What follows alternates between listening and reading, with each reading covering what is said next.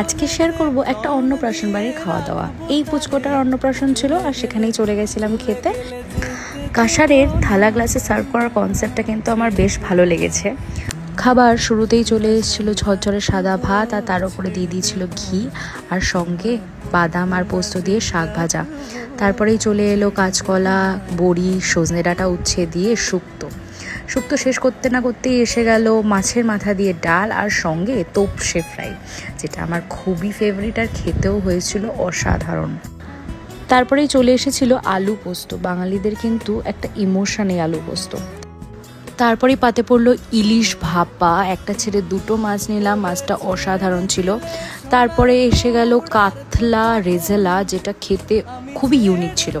ছিল পায়েস, চাটনি, পাঁপড়, আর ছিল বেকড রসমাধুরী, যেটার প্রশংসা যতই করব ততটাই কম হবে। লাস্টে ছিল কুলফি আর পান।